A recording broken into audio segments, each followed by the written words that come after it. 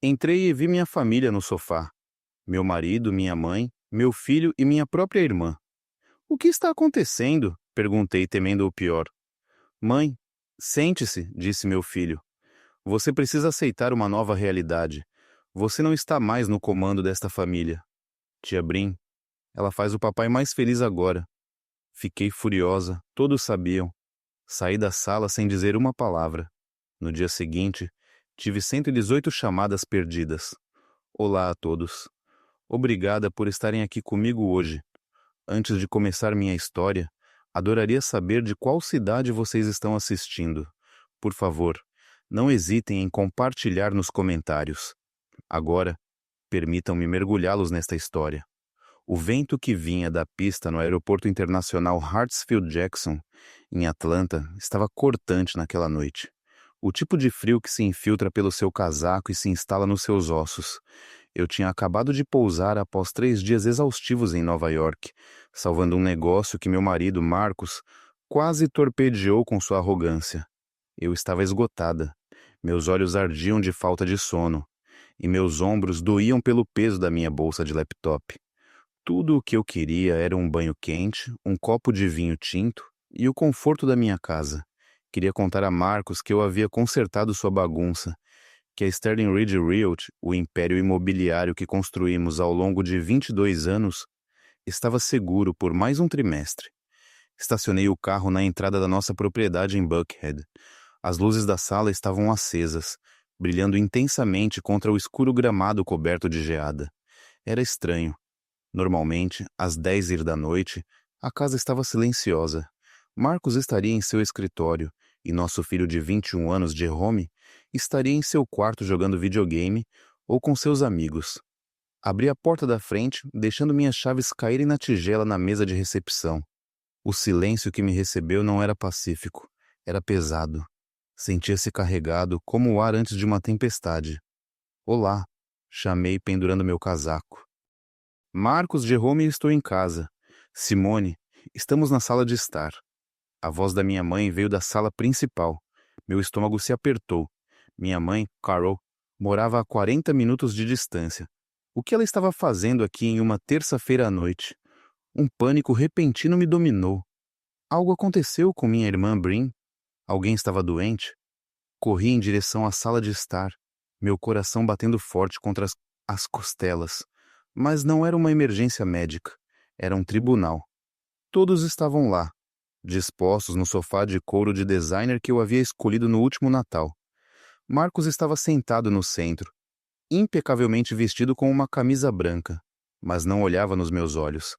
À sua esquerda estava minha mãe, Carol, com a postura rígida, as mãos firmemente entrelaçadas em seu colo. À sua direita, Brin, minha irmã mais nova, e na poltrona adjacente, meu filho, Jerome. A atmosfera era sufocante. Ninguém estava chorando. Ninguém parecia triste. Eles pareciam resolutos. O que está acontecendo? Perguntei, minha respiração falhando. Todos estão bem, mãe? Dei um passo à frente, mas Jerome se levantou. Ele não veio me abraçar. Ele ficou parado como um segurança bloqueando uma porta. Ele me olhou com olhos desprovidos do calor que eu havia nutrido por 2 décadas. Mãe, sente-se, disse Jerome. Sua voz estava fria, mais profunda do que eu lembrava, despida de todo afeto. Você precisa ouvir e não fazer uma cena. Uma cena? Jerome, você está me assustando. O que é isso? Você precisa aceitar uma nova realidade, ele continuou, restando palavras que soavam ensaiadas. Você não está mais no comando desta família. Olhei para Marcos. Marcos, por que você não está dizendo nada? Marcos finalmente olhou para cima. Seu rosto bonito, o rosto que havia sido a imagem pública da nossa empresa por anos, se contorceu em uma careta de pena misturada com aborrecimento. Acabou, Simone. A farsa terminou. Que farsa! Senti como se estivesse afundando em terra seca. Tia Brin, Jerome disse, apontando para minha irmã. Ela faz o papai mais feliz agora. Ao contrário de você, ela o entende. O mundo parou de girar. Olhei para Brin, minha irmãzinha, aquela cujo aluguel eu havia pago por 6 anos, a que eu havia contratado quando ninguém mais lhe daria um emprego. Ela estava sentada de pernas cruzadas, vestindo uma blusa de seda que parecia suspeitosamente com uma que estava faltando no meu armário. E então eu vi.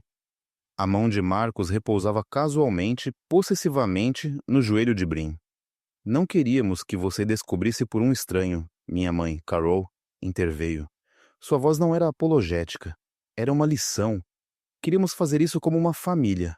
Simone, você precisa ser realista. Você está casada com seu trabalho há anos. Marcos é um homem com necessidades. Ele precisa de uma esposa que esteja presente, não de uma parceira que dorme com seu laptop. Mãe, sussurrei, a traição cortando mais fundo do que qualquer faca. Você sabia que estava aprovando isso.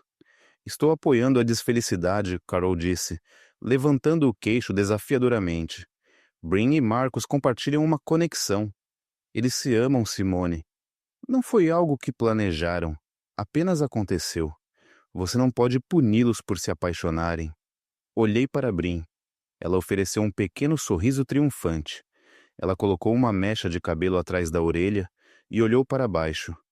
Em seu dedo, brilhando sob as luzes embutidas, havia um anel de diamante. Não era um anel novo. Era meu anel. Era o diamante Art Deco antigo que Marcos me dera em nosso vísmento aniversário. Aquele que havia desaparecido misteriosamente da minha caixa de joias 6 meses atrás. Eu havia revirado a casa procurando por ele, chorando por dias. Marcos me dissera que eu era descuidada, que provavelmente o perdi na academia. Esse é meu anel, disse, minha voz tremendo com uma raiva tão pura que parecia quente na minha garganta. Fica melhor nela, disse Marcos com um encolher de ombros. Foi um desperdício em você. Você nunca usa joias de qualquer maneira. Queremos que você se mude, disse Jerome, quebrando o par do silêncio novamente. Papai está ficando com a casa. Eu vou ficar aqui. É melhor se você sair. Você cria muita tensão.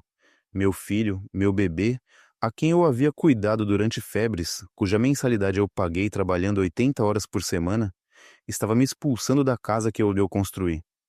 Você está escolhendo isso? Perguntei a Jerome, as lágrimas finalmente ardendo em meus olhos. Você está escolhendo a mulher que dorme com seu pai pelas minhas costas? Essa é sua tia, Jerome. Ela não é mais apenas minha tia, Jerome disparou. Ela é a única que realmente me escuta. Você só joga dinheiro em mim e me diz para estudar. Papai e Brin, eles me tratam como um adulto. Olhei para os 4, meu marido, minha irmã, minha mãe, meu filho, os 4 pilares da minha vida, e cada um deles estava podre. Eles não estavam apenas quebrando meu coração. Eles estavam desmontando minha existência com uma crueldade que me tirava o fôlego. Senti uma onda de náusea, mas a engoli. Eu não daria a eles a satisfação de me ver desmoronar. Eu não gritaria. Eu não imploraria. Endireitei as costas.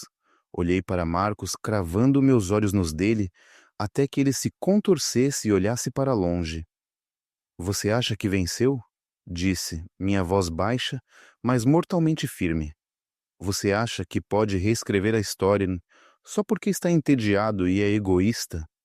Não faça uma cena, Simone, Bren disse, sua voz doce como garras. Vamos ser maduros sobre este divórcio. Divórcio? Soltei uma risada curta e seca. Oh, você não tem ideia do que está por vir. Não nos ameace. Marcos disparou, recuperando sua arrogância. Já falei com os advogados. Você está fora. O acordo pré-nupcial, os estatutos da empresa, eu tenho tudo coberto. Saia daquela porta, Simone. Se você ficar, eu farei a segurança te remover da minha propriedade. Sua propriedade? Olhei ao redor da sala. Eu escolhi cada azulejo nesta casa. Eu paguei por cada tijolo. E agora? Você está invadindo, Jerome disse. Era isso, a ruptura final. Olhei para meu filho uma última vez, memorizando o rosto do estranho que ele se tornara. Tudo bem, eu disse. Eu me virei. Não tirei meu casaco do cabide. Não peguei minhas chaves da tigela. Eu tinha meu conjunto reserva no bolso. Caminhei em direção à porta. Para onde você vai? Carol gritou, com uma ansiedade repentina na voz. Simone, precisamos discutir o acordo. Marcos tem uma oferta generosa se você assinar esta noite. Eu não respondi. Abri a pesada porta de carvalho e saí para sua noite fria de Atlanta. O vento atingiu meu rosto, secando as lágrimas antes que pudessem cair. Entrei no meu carro, o motor ganhando vida no silêncio da entrada. Enquanto eu dava ré, vi-os pela janela. Eles já estavam servindo champanhe. Estavam celebrando minha eliminação. Dirigi para esta escuridão, minhas mãos segurando o volante com tanta força que as articulações ficaram brancas. Eu não sabia para onde estava indo, mas sabia uma coisa com certeza. A Simone que eles conheciam, o capacho, a provedora, a que consertava tudo, havia morrido naquela sala de estar. E a mulher que estava se afastando era alguém que eles deveriam temer profundamente. Se você está ouvindo isso e está tão furioso quanto eu estava naquele momento, por favor, clique no botão de curtir e comente com o número 1 abaixo. Deixe-me saber que você está comigo. Seu apoio me diz que não estou sozinha nesta luta. Comente agora porque acredite, o que eles fizeram a seguir faz essa traição parecer apenas um aquecimento. Dirigi por 1 hora, as luzes da cidade de Atlanta se misturando em faixas vermelhas e douradas através do meu para-brisa. Minha mente era uma tempestade caótica de imagens, o sorriso de Brin, o anel em seu dedo, o olhar frio de Jerome. Mas sob o choque, um instinto primal estava se ativando. Sobrevivência, eu precisava de gasolina. A luz de combustível baixo estava piscando desde que saí do aeroporto. Mas eu estava ansiosa demais para chegar em casa para parar. Agora, em um trecho desolado da I-285, parei em um posto de gasolina 24 horas. Minhas mãos tremiam enquanto eu saía para o frio cortante. Passei meu cartão de crédito Platinum, aquele vinculado à nossa conta conjunta, o que eu usava para tudo, desde compras de supermercado até jantares de negócios, na bomba. Processando. A tela piscou, então em letras vermelhas. Negado. Por favor, veja o atendente. Fiz uma careta. Era impossível. O limite de crédito daquele cartão era de 50 mil yuares, e eu havia pago o saldo integral 3 dias atrás. Tentei novamente. Negado. Um nó frio se formou em meu estômago, mais pesado do que a traição que eu acabara de testemunhar. Procurei na minha bolsa e tirei meu cartão de débito pessoal, aquele vinculado à minha conta corrente onde meu salário era depositado. Entrei na estação. O atendente, um adolescente entediado com fones de ouvido ao redor do pescoço, nem olhou para cima enquanto eu colocava uma garrafa de água e um pacote de chicletes no balcão. Passei o cartão de débito. Nada feito, ele murmurou, mastigando seu chiclete. Tente novamente, eu disse, minha voz tensa. Tem dinheiro lá. Ele suspirou e passou mais uma vez. Negado, senhora. Fundos insuficientes ou cartão bloqueado. Tem algum dinheiro? Eu fiquei lá paralisada sob as luzes fluorescentes duras. Meu aplicativo bancário. Eu precisava verificar meu aplicativo. Meus dedos tatearam meu telefone enquanto eu fazia login. Acesso negado. Falha na autenticação do usuário. Por favor, entre em contato com sua agência. Tentei a conta da empresa. Acesso negado. Tentei a conta conjunta de poupança. Acesso negado. Marcos não apenas me expulsou de casa. Ele havia executado um desligamento financeiro. Ele estava planejando isso. Você não bloqueia um coproprietário de contas empresariais e pessoais instantaneamente, a menos que tenha preparado o terreno com o banco, alegando falsamente fraude ou mudando privilégios administrativos dias antes. Ele queria me deixar destituída. Ele queria me deixar presa no meio da noite, sem recursos, para que eu voltasse e assinasse qualquer oferta generosa que Carol mencionou. Eu revirei minha bolsa, passando pelo plástico inútil até o pequeno bolso com zíper na parte inferior. Encontrei 3 notas amassadas de 20 reais e um punhado de trocados, 60 euros. Esse era meu patrimônio líquido agora. Paguei 20 reais em gasolina e água com o dinheiro. Entrei de volta no meu carro tremendo, não apenas do frio, mas da aterrorizante realização da minha vulnerabilidade. Eu não podia ir para um hotel. Eu não tinha um cartão de crédito para o depósito. Eu não podia ir para a casa da minha mãe. Eu não podia ir para a casa de Brin. Dirigi até encontrar um motel à beira da estrada, com uma placa de neon piscando que dizia vaga. Era um daqueles lugares onde caminhoneiros dormem por algumas horas, O tipo de lugar onde os lençóis cheiram a fumaça velha e arrependimento. Pré-pago, disse o gerente da noite através de um painel de vidro reforçado. 50 rallies pela noite. Entreguei a ele 50 dos meus restantes $60. Ele deslizou uma chave pela bandeja. Quarto 12. O quarto estava congelante. O aquecedor fazia barulho e soltava ar que cheirava a poeira queimada. Sentei na beirada do colchão afundado, ainda com meu caro terno de negócios, meu casaco puxado firmemente ao meu redor. Olhei para meu telefone. A tela estava iluminada com notificações. Nenhum pedido de desculpas, nenhum "por favor, volte". 118 chamadas perdidas. A maioria era de um número que eu reconhecia. O advogado pessoal de Marcos, um tubarão chamado Reginald Pierce. E então os e-mails começaram a chegar. Assunto: acordo de dissolução de casamento. Assunto: acordo de não divulgação urgente necessário. Assunto: aviso de rescisão Sterling Reed Realty. Abri primeiro o aviso de rescisão. Era um PDF anexado a um e-mail da diretora de RH, uma mulher que eu havia contratado, uma mulher que eu havia orientado. Prezada Fuentes, dizia, com efeito imediato. Sua posição como diretora de operações está rescindida por justa causa. Alegações de espionagem corporativa e negligência grave. Eu ri. Um som áspero e rouco na sala vazia. Espionagem? Negligência? Eu era o que ficava acordada até às 3h da manhã auditando os livros. Eu era a que conhecia todas as leis de zoneamento do condado. Marcos nem sabia como converter um PDF sem pedir minha ajuda. E então, uma mensagem de texto chegou. Era de Jerome. Meu polegar pairou sobre a tela. Uma pequena parte tola de mim esperava que ele tivesse fugido, que ele estivesse arrependido. Mãe, não torne isso mais difícil. Papai disse que vai cortar minha mensalidade e fundo fiduciário se você lutar pelo divórcio. Ele me prometeu a posição de VP no próximo ano se eu ficar com ele.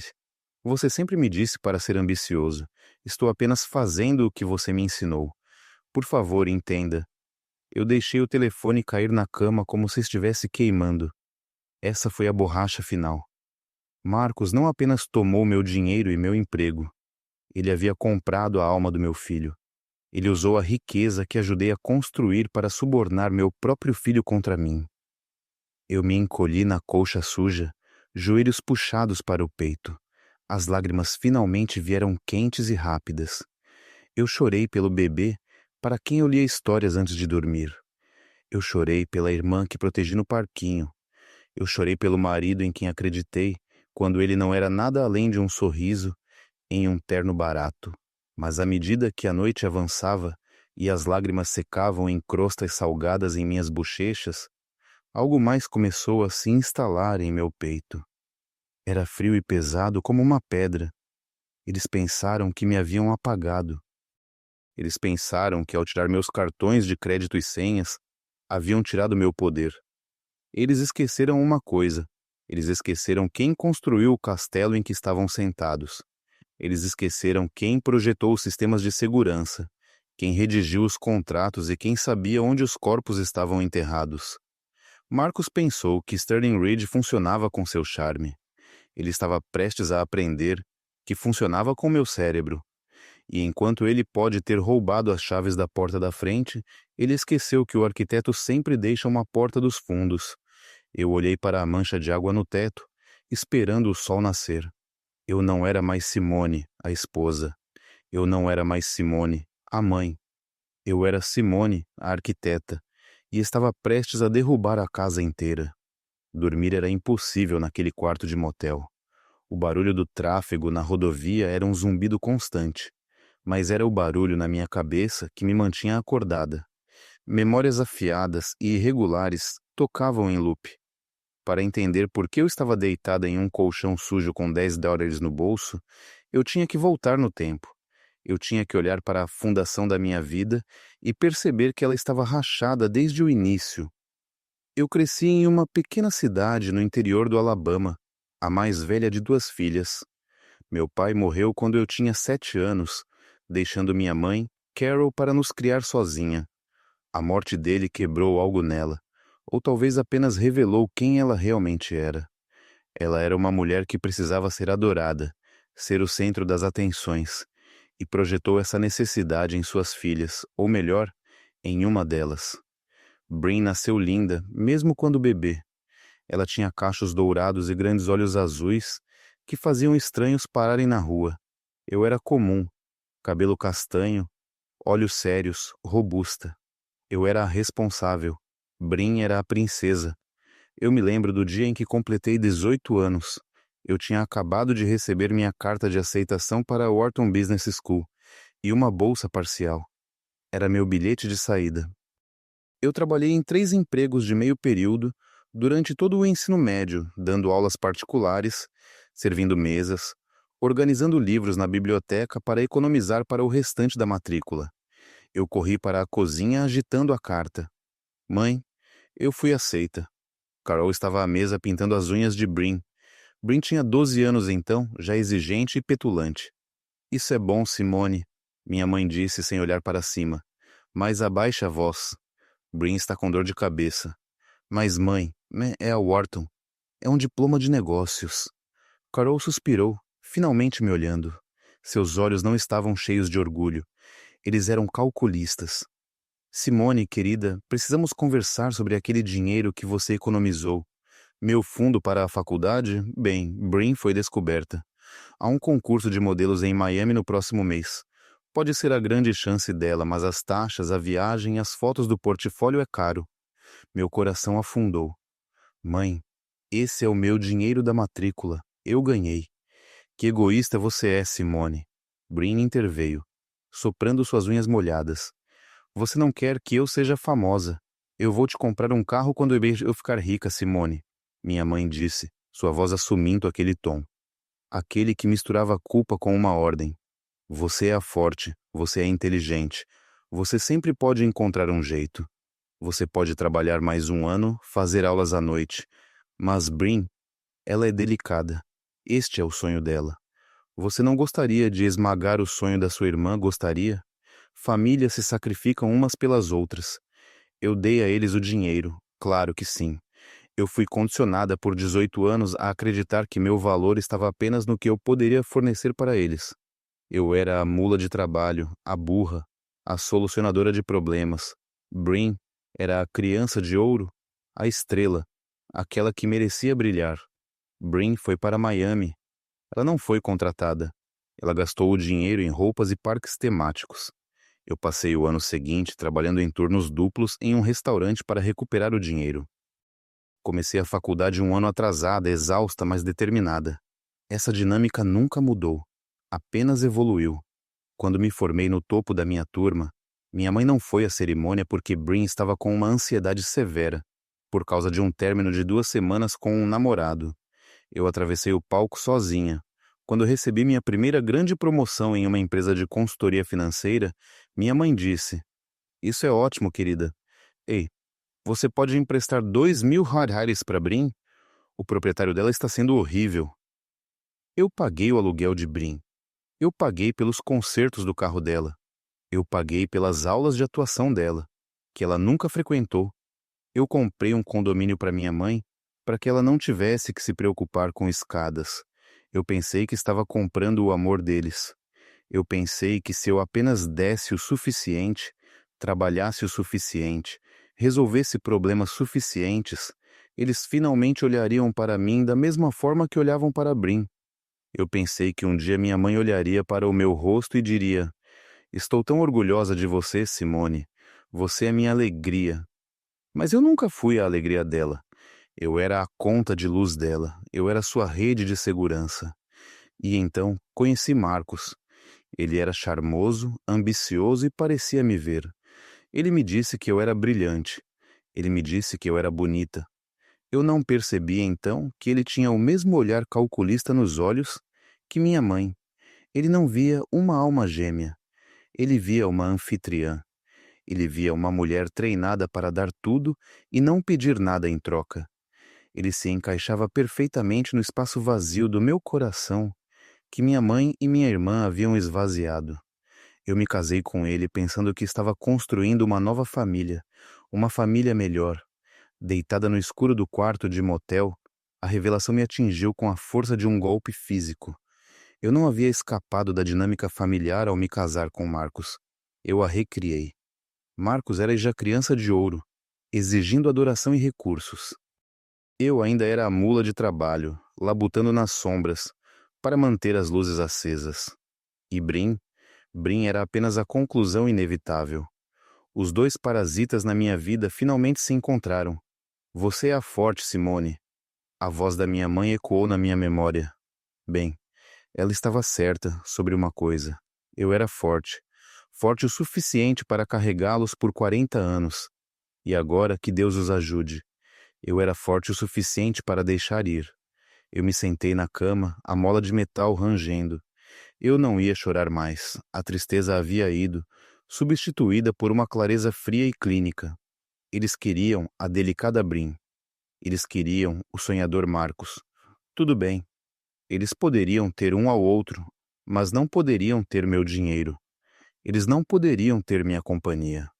Eu peguei minha bolsa de laptop. Era hora de parar de ser a filha sacrificadora. Era hora de ser a CEO que liquida ativos tóxicos. O sol da manhã filtrava pelas cortinas sujas do quarto de motel, projetando longas sombras empoeiradas no chão. Eu abri meu laptop. Felizmente, eu tinha um ponto de acesso Wi-Fi portátil na minha bolsa.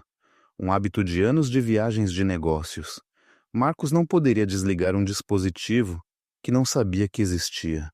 Eu não tentei fazer login nas contas bancárias ainda. Eu sabia que aquelas portas estavam fechadas a 7 chaves. Em vez disso, abri um arquivo chamado SR-File1 para entender como eu iria destruir Marcos. Você precisa entender como eu o construí. Conheci Marcos há 22 anos em um evento de networking imobiliário no centro de Atlanta. Ele tinha 29 anos, vestindo um terno que não se encaixava bem, segurando um copo de vinho barato e comandando um grupo de investidores.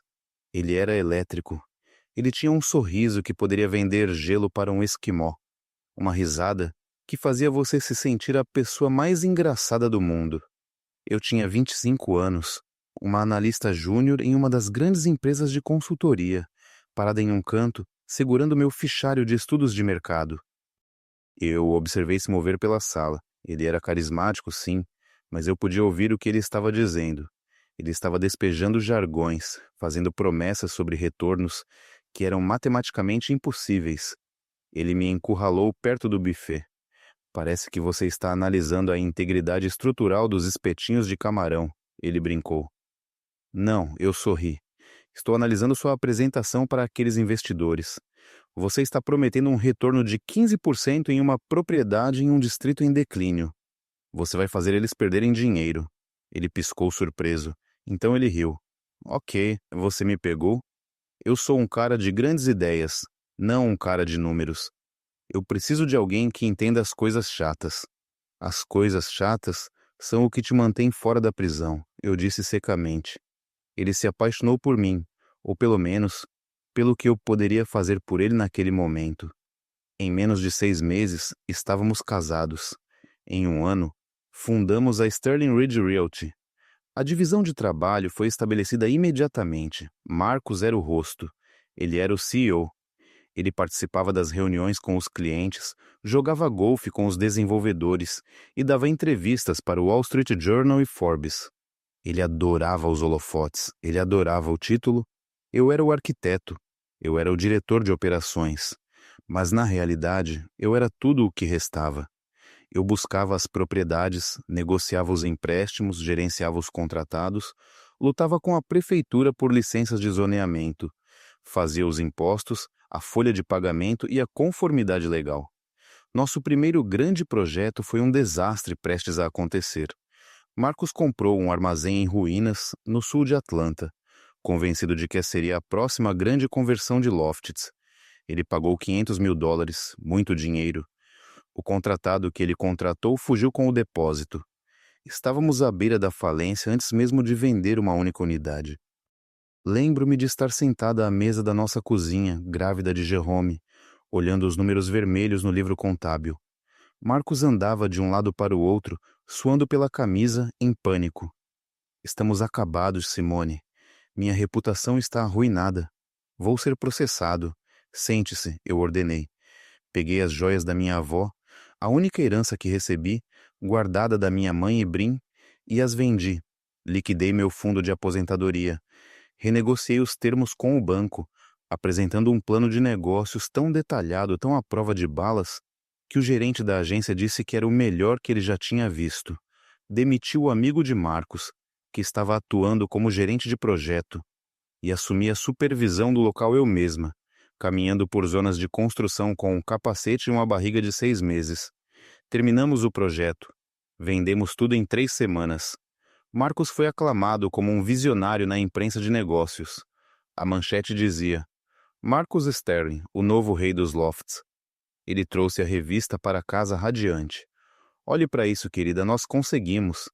Ele não me mencionou uma vez na entrevista. Quando eu apontei isso gentilmente, ele me beijou na testa. Querida, você sabe como a mídia é. Eles gostam de uma narrativa única. Além disso, você odeia os holofotes. Você é minha arma secreta, o poder por trás do trono. Eu aceitei. Eu disse a mim mesma que era pelo bem da família. Eu disse a mim mesma que enquanto a empresa tivesse sucesso, não importava quem estava na capa. Eu fui uma tola por 20 anos. Eu construí o palco, configurei as luzes e escrevi o roteiro. Marcos apenas saiu e recebeu os aplausos. A empresa cresceu. Expandimos para propriedades comerciais, condomínios de luxo, desenvolvimentos de uso misto. Valíamos milhões. Mas a estrutura da empresa, essa foi minha obra-prima. Marcos era preguiçoso com os detalhes. Ele odiava ler contratos, ele odiava senhas. Você resolve isso, Simone? Era sua frase favorita. Então, eu configurei a infraestrutura digital. Criei a intrincada teia de LLCs para limitar a responsabilidade, configurei as transferências bancárias automatizadas e, como Marcos era paranoico com funcionários roubando dele, ele insistiu em um servidor interno localizado e altamente criptografado para nossos dados financeiros mais sensíveis. Ele queria um acesso fantasma, um login de administrador mestre que pudesse contornar todos os outros protocolos caso fôssemos trancados ou feitos reféns pela equipe de TI. Apenas você e eu saberemos do acesso fantasma, ele disse. Mas Marcos nunca se deu ao trabalho de memorizar a complexa sequência de 64 caracteres que eu gerei. Ele a escreveu em um post-it, guardou na gaveta da mesa por uma semana e depois a jogou fora, assumindo que eu sempre estaria lá para digitá-la para ele. Ele estava certo. Eu sempre estive lá até ontem. Agora, sentada no motel, olhei para a tela de login do servidor privado da Sterling Ridge. O túnel VPN estava seguro. Marcos pensou que ligar para o banco e me remover como signatária havia cortado meu acesso. Ele pensou que me demitir através do RH havia revogado meu acesso. Ele confiava em protocolos padrão. Ele confiava na porta da frente. Ele esqueceu do acesso fantasma. Meus dedos pairaram sobre o teclado. Eu digitei a sequência de caracteres. Era um verso de um poema que eu amava, misturado com as coordenadas GPS do primeiro prédio que compramos e a data em que Jerome perdeu seu primeiro dente. Marcos não sabia de nada disso. A autenticação de acesso concedeu nível de administrador. A tela se inundou de dados. Todo o sistema nervoso da Sterling Ridge estava aberto diante de mim. E-mails, transferências bancárias, registros contábeis, documentos fiscais, históricos de bate-papo privados. Eu não estava apenas olhando para uma empresa. Eu estava olhando para a cena do crime do meu casamento. Comecei a baixar. Eu não queria apenas alguns arquivos. Eu queria tudo. Cada e-mail que Marcos enviou nos últimos 5 anos, cada relatório de despesas, cada transferência bancária para as Ilhas Cayman ou Suíça. E foi então que eu vi uma pasta rotulada Projeto B. Não era um projeto de construção. O B significava Brim. Eu abri a pasta e o sangue congelou em minhas veias. Isso não era apenas um caso extraconjugal. Isso era desvio em larga escala. Datas, valores, recibos. 12 de janeiro. Transferência de 50 mil reais para Brim Consulting LLC. O sobrenome de solteira de Brim. 14 de fevereiro, 12 mil dólares na Tiffany Coren. 1º de março, 4.500 dólares pelo aluguel mensal de uma suíte de luxo no St. Regis. Ele estava mantendo Brin como uma concubina com o dinheiro da empresa por 3 anos. Mas foi ainda mais profundo. Eu vi transferências para uma empresa fantasma que eu não reconhecia, Orion Holdings Group. O signatário da Orion não era Marcus, era Brin. E os ativos sendo transferidos para a Orion não eram apenas dinheiro, eram escrituras. Marcus estava lentamente transferindo os títulos de nossas propriedades mais valiosas e livres de ônus para uma empresa de propriedade da minha irmã. Ele estava esvaziando a Sterling Ridge, preparando-se para me deixar com a casca vazia, enquanto ele e Brin saíam com os ativos. Eu me sentia enjoada. Isso não era apenas me substituir como esposa. Isso era roubo em grande escala. Mas enquanto eu rolava pelos documentos, um sorriso frio tocou meus lábios. Marcos era um ator, não um arquiteto. Ele não entendia a papelada que estava assinando. Em sua arrogância e na ganância de Brin, eles cometeram erros amadores e descuidados. Eles forjaram minha assinatura nas transferências de escritura. Eu podia ver isso nos PDFs, uma cópia digital desajeitada da minha assinatura de um documento diferente. E no acordo operacional da Orion Holdings Group, Brin havia listado seu endereço permanente. Era meu endereço, a casa que eu paguei. Eu os tinha. Eu os tinha em uma armadilha. Mas eu não podia atacar ainda. Se eu fosse a polícia agora, Marcos alegaria que foi um erro administrativo. Ele pagaria uma multa e me enterraria em litígios por anos. Ele tinha dinheiro para advogados caros. Eu tinha 10 naeiros. Eu não precisava deixá-los se enforcarem. Eu precisava que eles se sentissem seguros.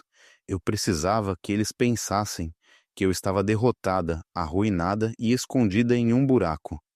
Eu fechei o laptop. Eu tinha os planos para a destruição deles. Agora eu só precisava construir a armadilha. A evidência digital do Projeto B queimava em minha mente, forçando-me a recordar exatamente como Brin havia infiltrado meu santuário. Começou há 5 anos, uma época em que a Sterling Ridge estava em alta e minha guarda estava baixa. Brin havia acabado de passar pelo seu 3º divórcio.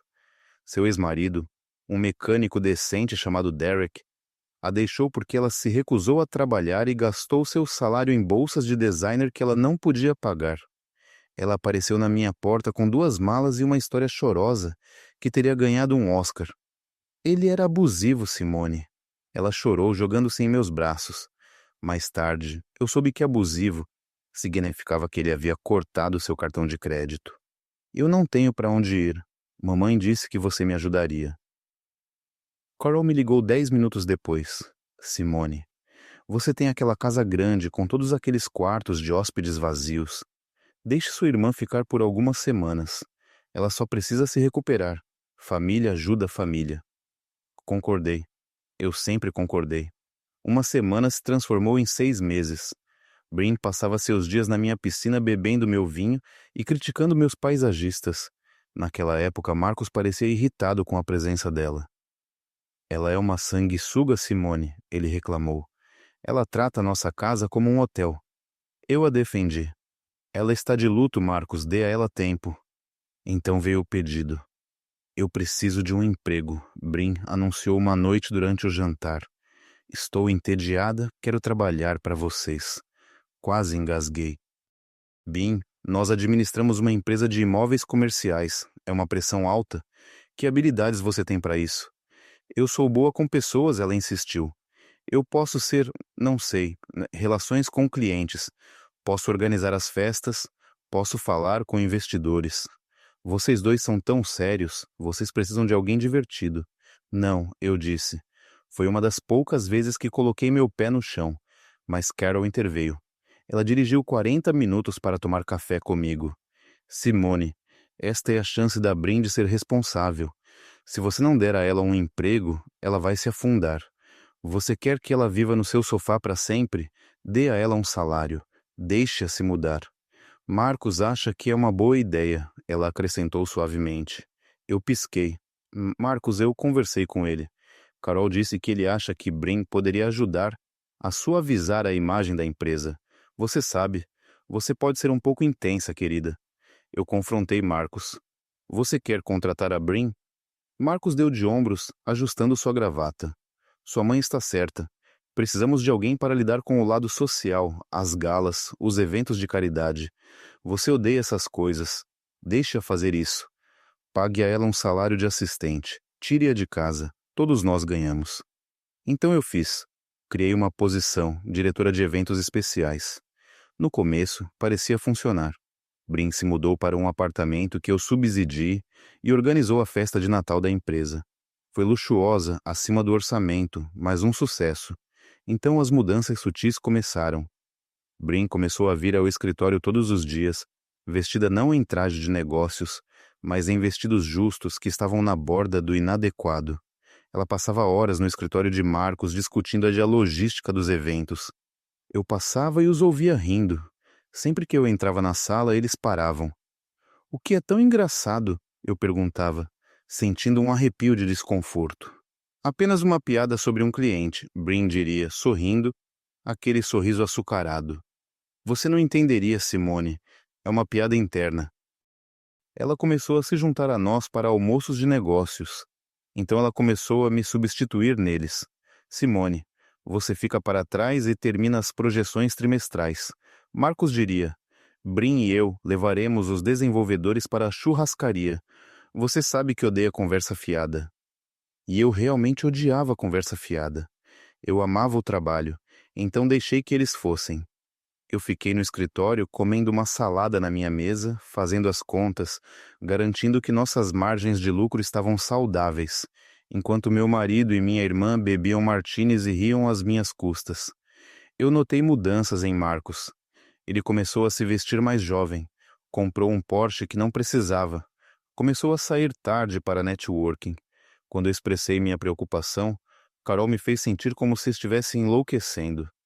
Você está sendo paranoica, Simone. Ela me repreendeu. Você deveria estar feliz que Marcos e Brin se dão bem. A maioria dos homens odeia seus sogros. É uma bênção. Não estrague isso com seu ciúme. Isso está abaixo de você. Ciúme. Ela me fez sentir como uma arpia louca e insegura. Agora, olhando para a pasta do Projeto B no meu laptop, vi a realidade. Os jantares de networking eram encontros, as viagens de negócios para Miami eram férias, e as taxas de consultoria pagas a Brin eram na verdade sua mesada por ser a amante dele. A cobra não apenas se esgueirou para escrever grama. Eu abri a porta, a convidei para entrar e lhe dei leite morno. E a pior parte, minha mãe tinha segurado a porta aberta. Carol tinha negociado isso. Ela havia empurrado Brin em direção a Marcos, sabendo exatamente do que Brin era capaz. Ela queria que Brin tivesse a vida que eu construí, porque em sua mente distorcida, Brin merecia o reino, e eu era apenas a construtora, destinada a levantá-lo e ir embora. Eu bati minha mão contra a mesa barata do motel. A dor me ancorou à realidade. Ok, eu sussurrei para a sala vazia. Você quer brincar de ser divertida e irresponsável? Vamos ver quão divertido é quando o arquiteto derruba a parede de suporte. Passei as próximas 6 horas em uma transe de contabilidade forense. O acesso fantasma me deu tudo, mas eu tinha que ter cuidado. Se eu fizesse qualquer alteração, se eu alterasse qualquer arquivo, os logs do sistema poderiam alertar o diretor de TI, um homem chamado Steven, que costumava ser leal a mim, mas agora sem dúvida respondia a Marcos. Então, eu me tornei um fantasma. Eu copiei, baixei, tirei capturas de tela, rastreei o fluxo de dinheiro. Era pior do que o que eu pensava. Sterling Ridge Realty estava sangrando dinheiro para financiar seu estilo de vida e as transferências para a empresa de fachada de Brin. Marcos havia parado de pagar os fornecedores. Estávamos 3 meses atrasados nos pagamentos para as equipes de construção do novo arranha-céu no distrito financeiro. Estávamos inadimplentes nos juros de 2 empréstimos importantes. Marcos estava roubando Pedro para pagar Brin. Minha empresa, o trabalho da minha vida, era uma casa de cartas. Se os credores descobrissem, estaríamos insolventes em 30 dias. Mas então, eu encontrei algo que me fez sentar ereta. Era uma cadeia de e-mails entre Marcos e um investigador particular, chamado Pierce Investigations.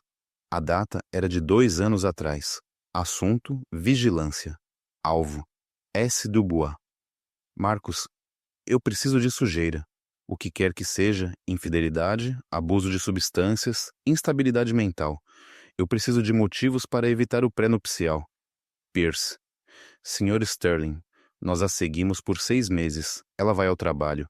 Ela vai ao supermercado. Ela vai à casa da mãe. Ela trabalha até tarde. Não há sujeira. A mulher é uma santa. Marcos, olhe mais de perto ou invente algo. Eu não posso me dar ao luxo de dar a ela metade. Eu parei de respirar. 2 anos. Ele estava planejando se livrar de mim por 2 anos, mas não conseguia encontrar uma maneira de fazer isso sem perder dinheiro. E então um e-mail mais recente datado de uma semana atrás. Marcos, esqueça a sujeira. Vamos com a abordagem do colapso mental. A família dela testemunhará. A mãe e a irmã dela estão a bordo. Vamos alegar que ela está sobrecarregada, paranoica, inapta para liderar.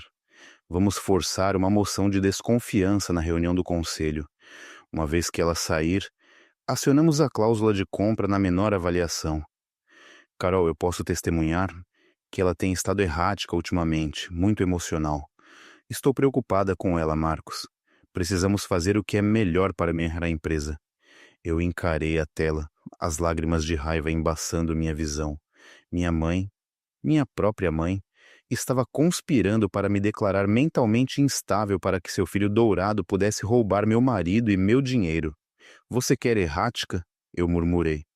Eu vou te mostrar errática. Eu cavei mais fundo. Eu precisava de alavancagem. A evidência de fraude era boa, mas levaria tempo para provar no tribunal.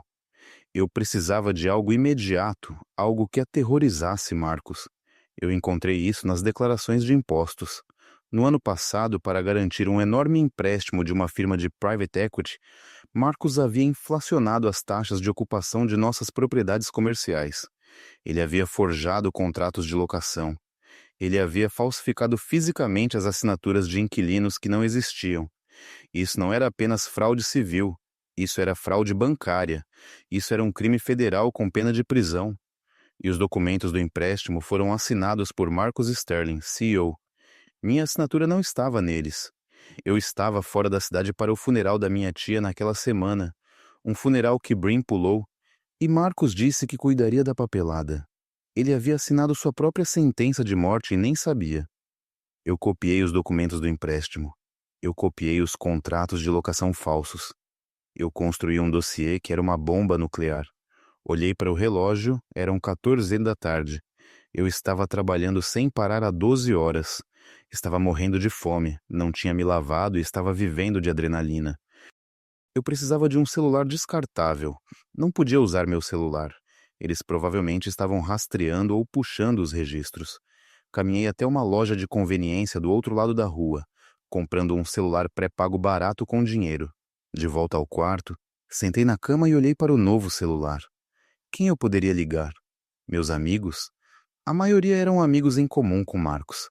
Eles provavelmente ficariam do lado do charmoso Marcos ou permaneceriam neutros. Minha família, obviamente não. Meus funcionários, muito arriscado. Eu precisava de alguém poderoso, alguém que odiasse Marcos, alguém com os recursos para travar uma guerra. Um homem surgiu na minha cabeça, Elijah Vance. Elijah era um magnata imobiliário bilionário em Atlanta. Dinheiro antigo, implacável, mas com princípios. 3 anos atrás, Marcos havia vencido Elijah em uma aquisição de terreno prime na construção do Beltline. Marcos havia vencido subornando um vereador para rezonear o terreno, uma manobra que eu havia ferozmente contestado, mas que Marcos fez pelas minhas costas. Elijah suspeitava de jogo sujo. Ele havia chamado publicamente Marcos de um escalador barato e bem vestido. Marcos riu disso, mas Elijah nunca esqueceu. Se eu fosse até Elijah Vance com provas da fraude de Marcos, especificamente a fraude que custou a Elijah aquele negócio, seria uma aposta arriscada. Elijah poderia simplesmente rir de mim. Ele poderia me dispensar, mas ele era a única pessoa em Atlanta com poder suficiente para me proteger da equipe jurídica de Marcos. Disquei o número da Vance Enterprises. Eu sabia de cor. Eu havia pesquisado tantas vezes quando éramos rivais. Vance Enterprises, escritório do presidente, uma voz clara respondeu. Preciso falar com o Sr. Vance imediatamente. O Sr. Vance está em reuniões. Posso perguntar sobre o que se trata? Diga a ele que sou Simone Dubois, eu disse. Diga a ele que eu sei como Marcus Sterling conseguiu o rezoneamento da aquisição do Beltline e diga a ele que eu tenho os e-mails. Houve uma pausa. Um momento, por favor. 30 segundos depois, uma voz profunda e rouca estava na linha. Senhora Dubois, a que devo o prazer? Seu marido mandou você se gabar? Meu marido acabou de me demitir, esvaziou minhas contas bancárias e colocou sua amante na minha casa, eu disse, minha voz firme. Não estou aqui para me gabar, Sr. Vance. Estou aqui para queimá-lo até as cinzas, e pensei que você poderia querer trazer os marshmallows. Silêncio, então, uma risada baixa. Estou ouvindo? Antes de eu ir encontrar Elijah Vance, havia uma ferida a mais que eu precisava cauterizar. Um arquivo que eu vinha evitando no banco de dados do Sterling Ridge. O fundo fiduciário de Jerome. Jerome era meu ponto fraco, meu calcanhar de Aquiles. Eu o protegi do narcisismo de Marcos a vida toda. Quando Marcos esqueceu o aniversário de Jerome, eu comprei o presente e assinei o nome de Marcos. Quando Marcos perdeu os jogos de futebol de Jerome, eu disse a Jerome que papai estava trabalhando duro pelo nosso futuro. Eu o criei para acreditar que seu pai era um herói, encobrindo a realidade de que seu pai era um egotista negligente. Agora percebi que esse foi meu maior erro. Eu havia protegido Jerome da verdade e, ao fazer isso, permiti que Marcos comprasse sua lealdade com mentiras. Abri os documentos do fundo fiduciário. Marcos havia modificado recentemente os termos. Originalmente, o fundo deveria ser pago aos 25 anos, condicionado à graduação na faculdade. Os novos termos datados de 2 semanas atrás. Acesso imediato a uma distribuição em dinheiro de 200 mil reais, transferência de título para o Porsche 911 de 2023 e a correspondência anexada. Jerome, pai e mãe vai ficar furiosa se eu desistir no próximo semestre? Marcos, mamãe não vai estar no comando por muito mais tempo, Jay. Ela te trata como uma criança. Eu te trato como um homem. Você quer o carro? Você quer o dinheiro? Você só precisa me apoiar quando chegar a hora. Você tem que dizer ao advogado que mamãe tem agido de forma estranha, que ela está instável. Jerome. Bem, ela tem estado meio estressada ultimamente. Marcos, exatamente. Ela está perdendo o controle. Temos que proteger a empresa. Se você ficar comigo, eu te farei VP de aquisições no próximo ano. Nenhum diploma necessário. Você pode aprender no trabalho como eu fiz.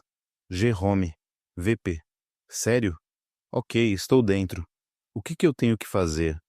Eu li as palavras e meu coração não apenas quebrou, ele se transformou em pó. VP de aquisições.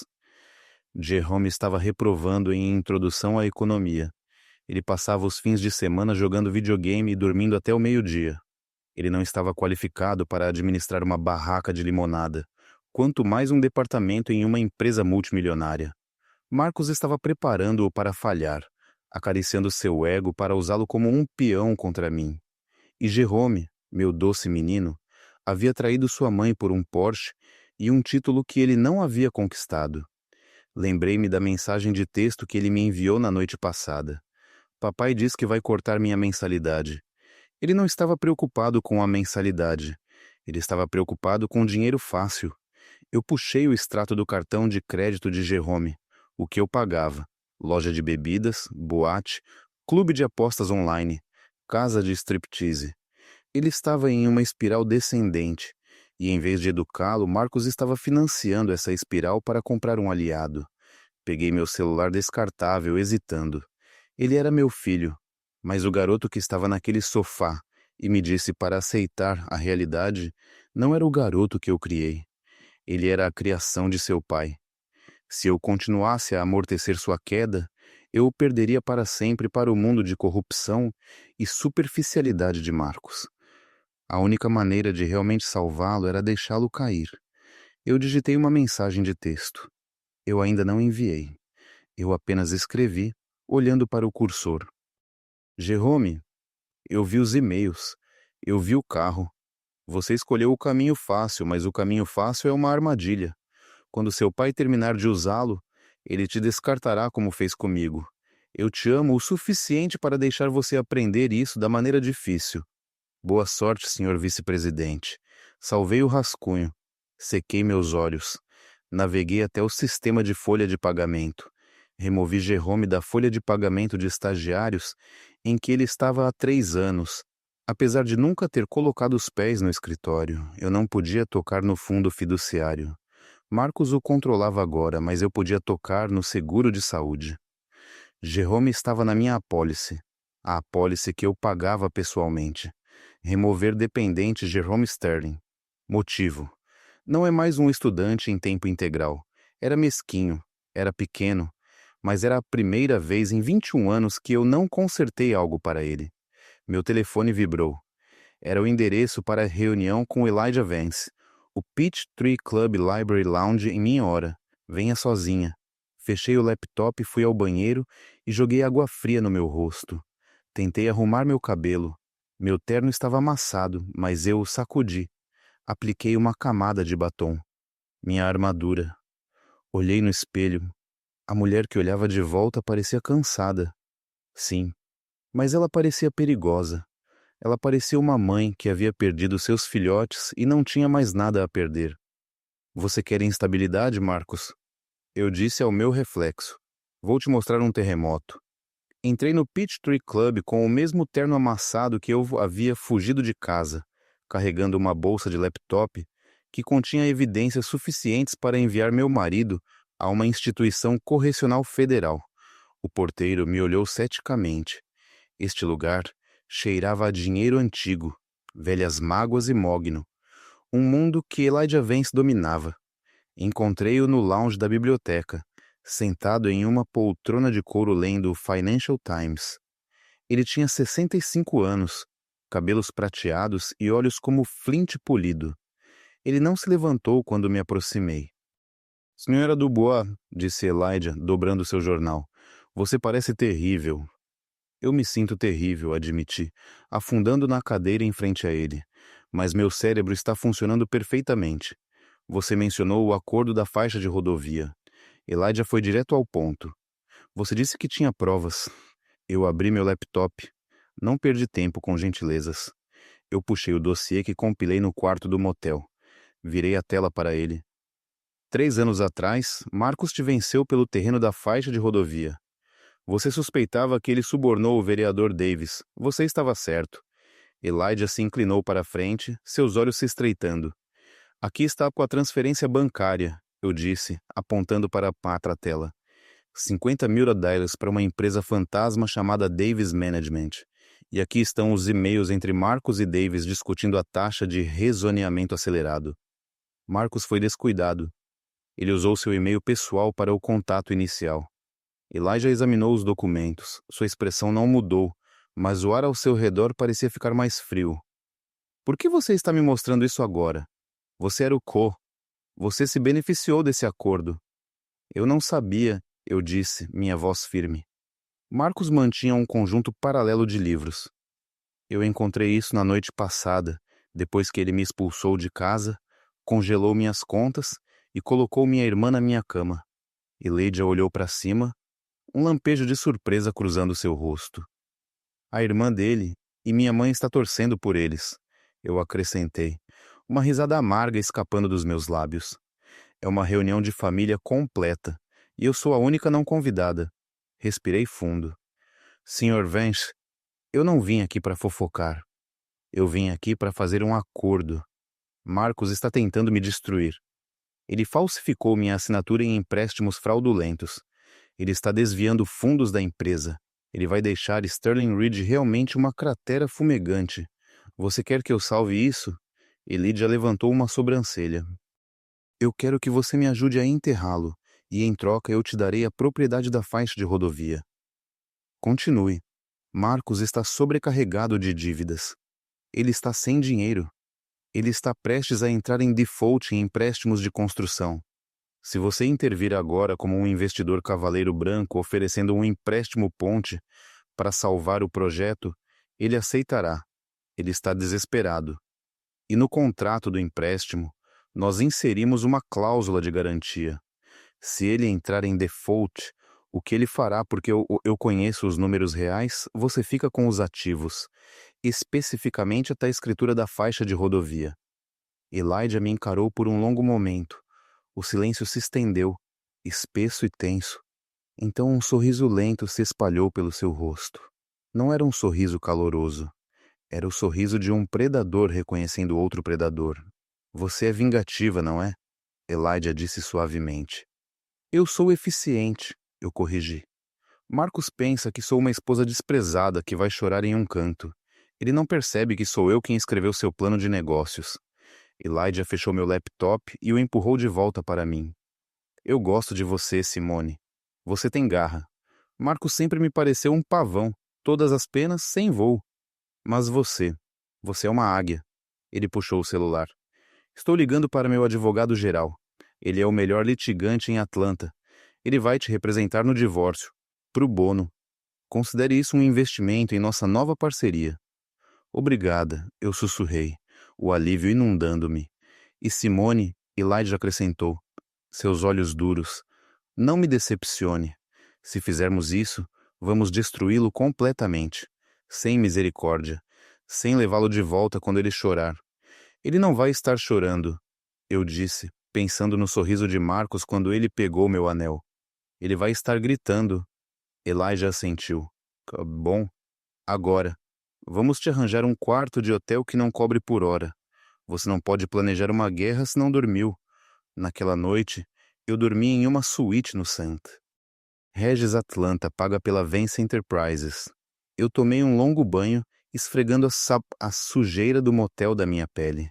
Enquanto eu deitava entre os lençóis limpos e frescos, senti uma profunda mudança dentro de mim. Por 20 anos, eu fui a solucionadora. Eu suavizei os erros de Marcos, limpei suas bagunças, fiz ele parecer bom. Eu fui a cola invisível que mantinha tudo junto. Agora eu ia ser o solvente. Eu ia dissolver tudo o que ele achava que possuía. Peguei meu celular descartável e enviei a Elijah uma mensagem de texto de uma palavra. Pronta. 3 dias depois, a armadilha estava montada. O advogado de Elijah, um homem assustadoramente calmo chamado Wesley Thorne, havia redigido o acordo de divórcio. Era uma obra-prima de desvio legal. Na superfície, parecia uma rendição completa. A proposta. Marcos fica com a casa da família. Marcos mantém a propriedade total da Sterling Ridge Realty. Simone recebe um pagamento único de 500 mil reais, uma fração do que eu tinha direito. Simone renuncia a qualquer reivindicação de pensão futura. Parecia que eu estava desistindo. Parecia que eu estava quebrada, desesperada por dinheiro, e só queria fugir. Marcos adoraria isso. Isso alimentava seu ego perfeitamente. Mas enterrado profundamente no documento de 60 páginas na seção 14, subseção C, parágrafo 4 estava a cláusula do veneno. No caso de qualquer parte deste acordo ser considerada envolvida em atividade criminosa não divulgada, fraude ou desvio durante o casamento, ou ser condenada por um crime dentro de 24 meses após a assinatura, este acordo em sua totalidade será nulo e sem efeito. Nesse caso, todos os ativos, incluindo 100% das ações da empresa e propriedade imobiliária, reverterão a parte não infratora como danos punitivos. Marcos nunca leu a letra miúda. Ele pagou advogados para fazer isso, mas seu advogado, Reginald Pierce, era preguiçoso. Eu sabia porque costumava pagar suas faturas. Pierce analisava os contratos, procurava os grandes números, o acordo, a pensão. Ele não procuraria uma cláusula de reversão específica enterrada em um texto genérico de responsabilidade. Eu encontrei Marcos e seu advogado no escritório de Pierce. Eu não usei maquiagem. Eu vesti um velho suéter. Mantive a cabeça baixa, olhando para o chão. Eu precisava vender a imagem da mulher derrotada. Marcos entrou como se possuísse o mundo. Ele usava um novo terno italiano e cheirava a colônia cara, provavelmente um presente de Brim. Bem, olhe quem saiu de seu buraco. Marcos zombou enquanto se sentava. Espero que você esteja pronta para assinar, Simone. Brim e eu temos convites de casamento para encomendar. Apenas me dê o cheque, eu disse com uma voz trêmula. Eu só quero ir embora, Marcos, eu não posso mais lutar com você. Marcos riu, olhando para Pierce. Veja, eu te disse que ela se renderia. Ela não tem estômago para isso. Pierce deslizou os papéis pela mesa. Acordo padrão, Simone. Você sai com 500.000 e uma ficha limpa. Apenas assine aqui, aqui e aqui. Peguei a caneta. Minha mão estava tremendo. Parte atuando, parte pura adrenalina. E quanto a Jerome? Eu perguntei suavemente. Jerome vai ficar comigo, Marcos disse, recostando-se na cadeira. Ele é meu vice-presidente agora. Vamos construir um império juntos sem sua constante chatice. Eu senti uma dor aguda no peito, mas a engoli. Ok, cuide dele. Assine os malditos papéis, Simone. Eu assinei meu nome na linha que aparentemente me despojou de 20 anos de trabalho duro. Então Marcos assinou. Ele fez isso com um floreio. Um grande M arrogante. Feito, Pierce disse, fechando a pasta. O cheque será transferido para sua conta amanhã. Marcos se levantou e abotoou seu paletó. Ele me deu um sorriso que fez arrepios descerem pela minha espinha. Você sabe, Simone, você deveria me agradecer. Você sempre foi muito tensa para essa vida. Vá viver em uma fazenda ou algo assim. Encontre uma boa bibliotecária. Adeus, Marcos. Eu sussurrei. Enquanto caminhava em direção ao elevador, ouvi Marcos rindo com Pierce. Isso foi mais fácil do que eu pensei. Ela nem pediu a casa de praia.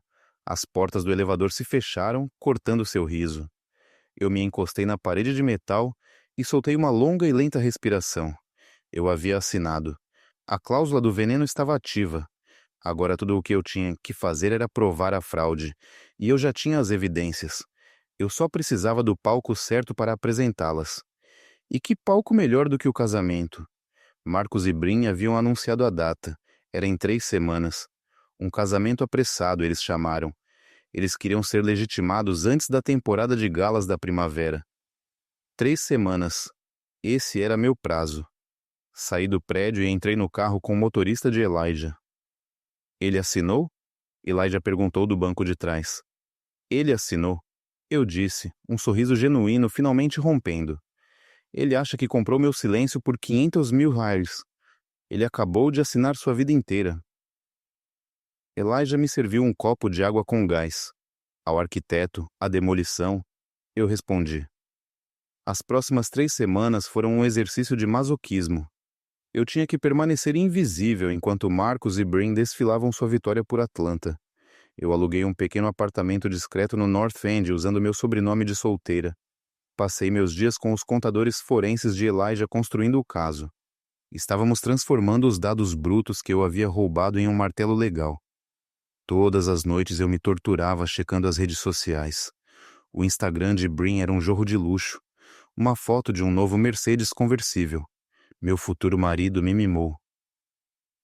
Abençoada incubadora Novos Começos. Uma foto da minha sala de jantar redecorada com papel de parede dourado cafona. Fora com o velho, dentro com o glam.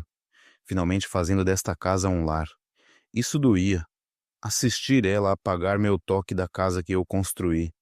Mas as postagens mais dolorosas vinham da minha mãe.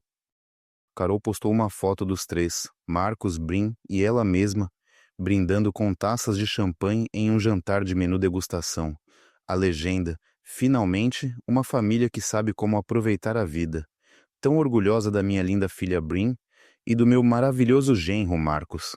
O verdadeiro amor sempre vence. O verdadeiro amor. Ela havia vendido sua filha mais velha por um lugar em uma mesa chique. E Jerome estava silencioso nas redes sociais. Mas eu vi os alertas do cartão de crédito nas contas secundárias que ainda monitorava. As que Marcos ainda não havia encontrado. O licor do nobre, $400. Capital Night Club, 10.000 $. Fianças, $500. Meu filho estava em queda livre. Marcos não estava criando ele. Ele estava se entregando a ele. Eu queria correr e salvá-lo, mas Elijah me parou. Você não pode salvar alguém que não quer ser salvo, Simone. Elijah me disse suavemente. Ele escolheu seu lado. Deixe-o ver como esse lado realmente parece quando as luzes se apagam. Eu sabia que ele estava certo, mas parecia como cortar um membro. Enquanto isso, a empresa estava apodrecendo por dentro. Meus espiões, Sarah na contabilidade e Jason na gestão de projetos, me davam atualizações diárias. Marcos não estava no escritório depois das 14 às semanas. Sarah escreveu que ele estava deixando o Brin planejar a rebranding da empresa. Ela quer mudar o logo para rosa e dourado. Rosa e dourado, Simone para uma empresa de imóveis comerciais. Os contratantes estão ameaçando abandonar o site de Highland. Jason relatou que Marcos disse que o cheque está no correio. Não está. Ele usou o dinheiro da construção para pagar pelo local do casamento. Deixe queimar. Eu disse a eles para documentar tudo. Salve o e-mail onde ele te diz para atrasar os pagamentos. O casamento seria no St. Regis no Grand Ballroom. Era o local mais caro da cidade. Brin havia convidado 300 pessoas, investidores, políticos, celebridades locais. Eles queriam cimentar seu status como o novo casal poderoso de Atlanta. Eles queriam uma audiência. Bom, pensei, olhando para o convite que Sarah lhe havia conseguido para mim. Você quer um espetáculo? Eu vou te dar um espetáculo. 2 dias antes do casamento, eu consegui uma última peça de alavancagem. Veio de uma fonte inesperada. Meu telefone tocou. Número desconhecido. Olá, Simone. É o Derek. Derek, o ex-marido de Brin, o mecânico. Ela havia sugado até a última gota. Derek, eu disse, surpresa. Como você está? Eu estou bem. Olha, eu ouvi o que aconteceu. O que eles fizeram com você? É nojento. Eu tenho algo, disse Derek baixando a voz. Quando Brink me deixou, ela deixou uma caixa de papéis na garagem. Eu ia queimá-los, mas olhei através deles na noite passada. Simone, ela tem cartões de crédito em seu nome de 3 anos atrás. O quê?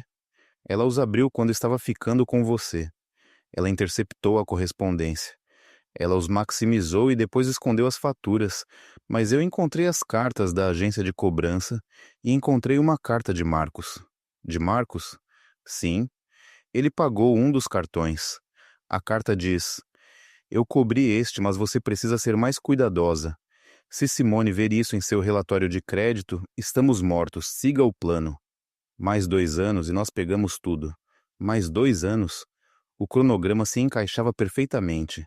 Marcos estava conspirando com minha irmã para roubar minha identidade e meu dinheiro enquanto eu a alimentava e lhe dava um emprego. Derek, eu disse, minha voz tremendo. Você pode me trazer essa caixa? Estou a caminho, ele disse. Quando Derek me entregou aquela caixa, eu senti o último cadeado se encaixar. Isso não era apenas fraude, era uma conspiração predatória, calculada e maligna. Eu olhei para a carta manuscrita de Marcos. Mais 2 anos e nós pegamos tudo. Eu trancou a carta no meu cofre. Obrigada, Derek, eu disse. Dê a eles o inferno, Simone. Ele disse com um sorriso sombrio. Oh, eu respondi. Eu pretendo dar a eles o inferno todo. No dia anterior ao casamento, eu fiz algo perigoso. Eu fui ver Jerome. Eu sabia que não deveria. Elijah te aconselhou contra isso. Mas eu era mãe primeiro e ex-esposa vingativa em segundo. Eu precisava dar a ele uma última chance de sair do navio afundando. Esperei do lado de fora de seu novo apartamento, aquele que Marcos comprou com os fundos da empresa. Às 11 da manhã, Jerome saiu cambaleando, parecendo bêbado. Ele usava óculos de sol de grife e um moletom que custava mais do que meu primeiro carro. Jerome, eu chamei. Ele pulou girando-se. Quando me viu, seu rosto endureceu. Mãe, o que você está fazendo aqui? Você está me perseguindo agora? Eu não estou te perseguindo. Estou tentando te salvar. Eu não preciso de salvação. Ele cuspiu, caminhando em direção ao seu Porsche. Estou indo muito bem. Papai acabou de me colocar no comando do portfólio da região sul. Jerome, ouça-me, eu disse, colocando-me em seu caminho. Seu pai está mentindo para você. A empresa está falida. Ele está roubando dinheiro para pagar por esse estilo de vida. Ele está usando você como um escudo. Quando os federais chegarem e eles estão vindo, seu nome está nos documentos. Jerome riu. Era um som oco e quebradiço. Você está apenas com ciúmes. Você está com ciúmes porque papai está vencendo. E você é um ninguém. Você está vivendo em algum cortiço, não está? Papai me disse. Eu estou vivendo na realidade. Eu disse, minha voz urgente. Jerome, por favor, não vá ao casamento amanhã. Apenas diga que está doente, vá ficar com seus amigos. Apenas não fique lá em cima com ele quando acontecer. Quando? O que vai acontecer? Ele desafiou. Você vai interromper? Você vai fazer uma cena? Deus, você é patética, mãe. Papai disse que você tentaria estragar tudo. Ele me chamou de patética. Eu senti a raiva subir, mas a controlei. Jerome, olhe para mim. Eu te criei. Eu te conheço. Você não é essa pessoa. Você é gentil. Você é inteligente. Você não é um ladrão. Eu não sou um ladrão. Ele gritou, seu rosto corando. Eu sou um empresário como o papai. Papai é uma fraude, eu gritei de volta. E Brin é um parasita. E se você ficar com eles, você vai afundar com eles. Jerome me encarou. Então ele puxou seu telefone. Estou chamando a segurança. Afaste-se de mim. Ele entrou em seu carro e acelerou o motor agressivamente. Enquanto ele saía do estacionamento, ele abaixou a janela e gritou: Não venha amanhã, mãe. Ninguém quer você lá. Você é o passado. Eu o vi se afastar, meu coração se partindo novamente, mas desta vez a quebra foi mais limpa. Eu tentei. Eu estendi minha mão. Ele a afastou. Ele estava por conta própria agora. Eu dirigi de volta para meu apartamento. Elijah estava esperando com os preparativos finais. Como foi? Ele perguntou, embora soubesse claramente a resposta pelo meu rosto. Ele se foi, eu disse de forma plana. Completamente doutrinado. Então ele aprenderá da maneira difícil, disse Elijah. Você está pronta para amanhã? Temos os códigos de acesso do projetor. A polícia está informada. O inspetor Miller está esperando no saguão às 20, né? Sim, Elijah me entregou uma bolsa de roupa. Então você vai precisar disso. Eu abri o zíper da bolsa. Dentro havia um terno. Não era um vestido frenético e desesperado de ex-esposa. Era um elegante smoking preto sob medida. Yves Saint Laurent. Poderoso, elegante, severo. Coloque sua armadura, Simone, disse Elijah. Amanhã você não é a vítima. Você é a executora. Eu toquei o tecido. Era fresco e suave. Obrigada, Elijah. Descanse um pouco, ele disse. Vai ser uma longa noite. Eu não descansei. Eu me sentei perto da janela observando as luzes da cidade. Pensei em Marcos e Brin provavelmente ensaiando seus votos agora, provavelmente rindo de como conseguiram escapar disso. Mais 2 anos, e nós levamos tudo. Eles não teriam 2 anos. Eles não teriam nem 2 dias. Amanhã, o novo Sr. e Sra. Sterling teriam um tipo de recepção muito diferente. A manhã do casamento amanheceu cinza e nublada. Um dia perfeito em Atlanta para um funeral. Passei a manhã revisando a apresentação. Nós a cronometramos perfeitamente. Começaria logo após o vídeo de montagem da história de amor deles que Brin havia encomendado por 20.000 reais. Às 18, os convidados começaram a chegar ao St. Regis. Eu assisti ao feed ao vivo de uma câmera que Elijah se havia instalado no salão de festas. Ele tinha uma participação na propriedade do hotel. Conseguir acesso era trivial. Era nauseantemente opulento. A sala estava coberta de cristais e rosas cor-de-rosa, milhares delas. Havia uma escultura de gelo de Marcos e Brin entrelaçados. Eu vi minha mãe, Carol, cumprimentando os convidados. Ela usava um vestido na cor champanhe, que era jovem demais para ela, radiante como se tivesse ganhado na loteria. Sim, não é maravilhoso? Eu a ouvi dizer a um primo confuso. Eles são almas gêmeas, Simone? Oh, a pobre Simone não conseguiu lidar com o sucesso de Marcos. Ela está tirando um tempo. Eu vi Marcos. Ele parecia nervoso, mas triunfante. Ele estava apertando mãos, batendo costas, desempenhando o papel do rei benevolente e Brin. Ela entrou usando um vestido Vera Wang sob medida drapeado em diamantes. Diamantes que minha empresa pagou. Ela estava deslumbrante. Eu tinha que admitir. Deslumbrante e podre. A cerimônia começou. Eu os ouvi trocando votos.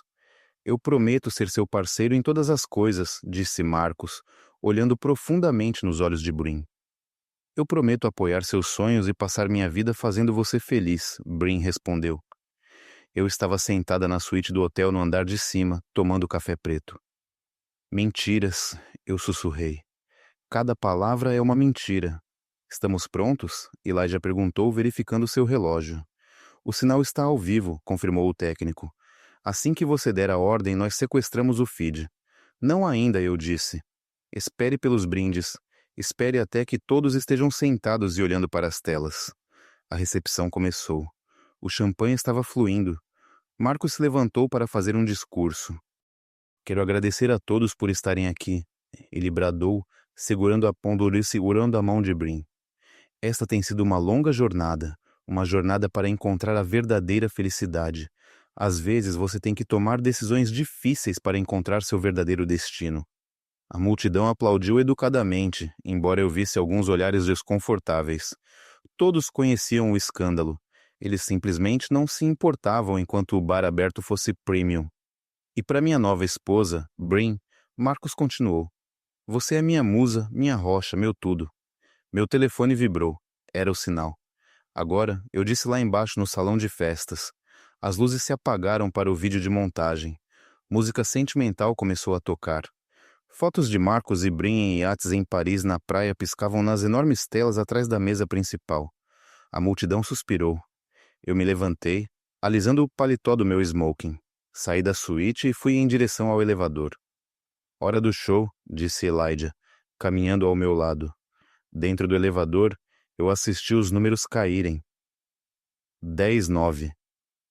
Meu coração não estava mais acelerado. Estava batendo devagar e pesado como um tambor de guerra. As portas do elevador se abriram no nível do saguão. O inspetor Miller e 2 oficiais uniformizados estavam esperando. Senhora Dubois, o inspetor perguntou. Sim, temos o mandado. Estamos prontos quando você estiver. Me dê 5 minutos, eu disse. Quero que eles vejam antes de receberem as algemas. Entendido. Eu caminhei em direção às portas do salão de festas. Os seguranças que Marcos havia contratado para me manter fora avançaram. Senhora, este é um evento privado. Elijah Vance saiu de trás de mim. E eu sou o proprietário do prédio. Afaste-se, ou você estará procurando emprego amanhã. Os seguranças hesitaram, reconheceram Elijah e imediatamente recuaram. Eu empurrei as portas duplas. Dentro, a música havia acabado de atingir um clímax. O vídeo na tela mostrava Marcos e Brin se beijando em frente à Torre Eiffel. E então a tela piscou. A música cortou com um grito de feedback. A sala caiu em silêncio. Nas enormes telas, a imagem romântica desapareceu. Em seu lugar, apareceu uma planilha austera, números vermelhos. E então um documento, um extrato de cartão de crédito. Nome: Bin Dubois.